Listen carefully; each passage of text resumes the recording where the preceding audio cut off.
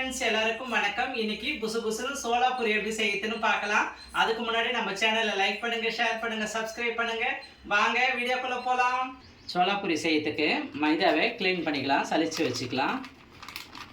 மைதாவில் எப்பவுமே பூச்சி எல்லாம் இருக்கும், சுத்தமாக ரெடி பண்ணிக்கலாம்.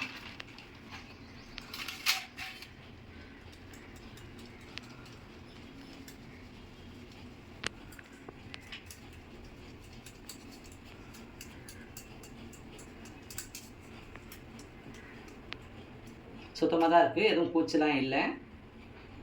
1 கிலோ மைதா க்ளீன் பண்ணி சேர்த்துட்டேன். 100 ரவை சேர்த்துக்கிறேன்.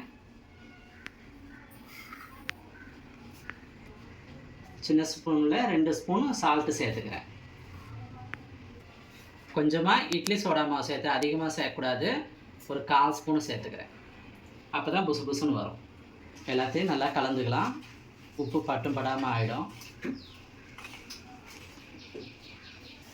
அடுத்து 2 டேபிள் ஸ்பூன் ஆயில் சேர்த்துக்கிறேன். அடுத்தது 100 கிராம் தயிர் சேர்த்துக்கிறேன். 2 ஸ்பூன் சர்க்கரை சேர்த்துக்கிறேன்.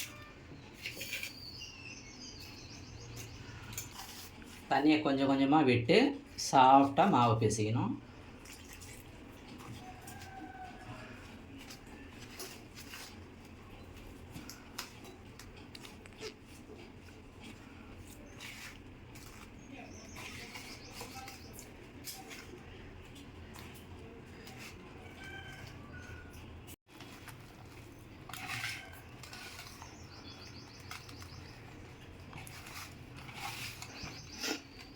மாவை நல்லா சாஃப்டாக பொறுமையாக பிசையணும்.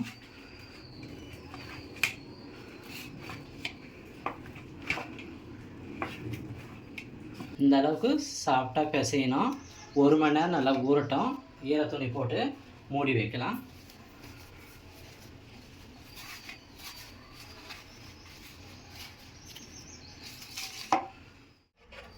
சோலாப்பூரிக்கு மாவு 1 மணி நேரமாக ஊறிட்டு இருக்குது.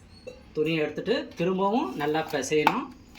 பாருங்கள், இந்த அளவுக்கு மாவு சாஃப்டாக இருக்குது. இப்படி இருந்தால் தான் நல்லா எழும்பி வரும்.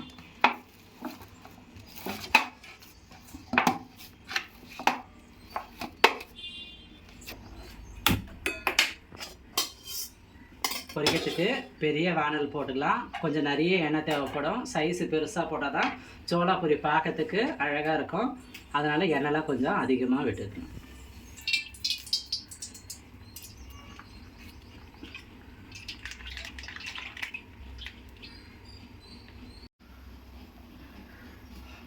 கொஞ்சம் நிறைய மாவு எடுத்து பால் செஞ்சுக்கலாம். அப்போ தான் பெருசாக வரும். இந்த அளவுக்கு செஞ்சுக்கலாம்.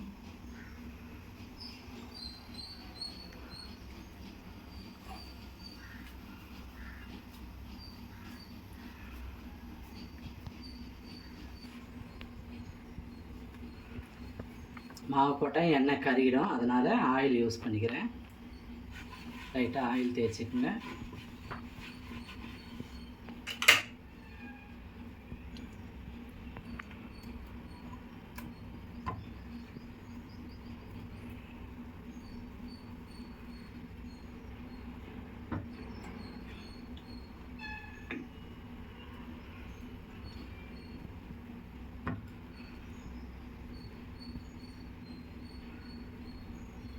கொஞ்சம் தின்னாவே போடுங்க, அப்போ தான் எழும்பி வரும்.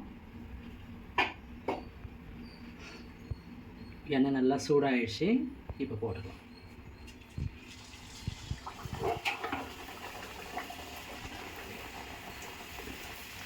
சைடில் எண்ணெய்லாம் மேலே தள்ளி விடும். பாருங்கள், சூப்பராக எழும்பி வந்திருக்கு. பாருங்கள், இப்படி எழும்பி வந்தால் தான் சோலாப்பூரி நல்லாயிருக்கும்.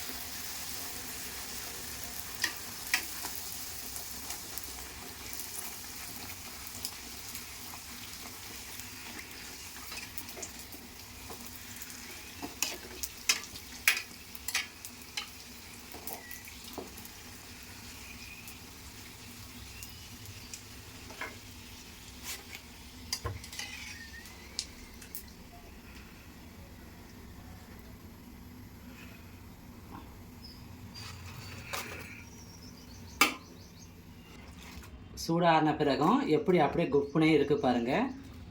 அவ்வளோதாங்க, சூப்பரான சோளா பூரி ரெடி.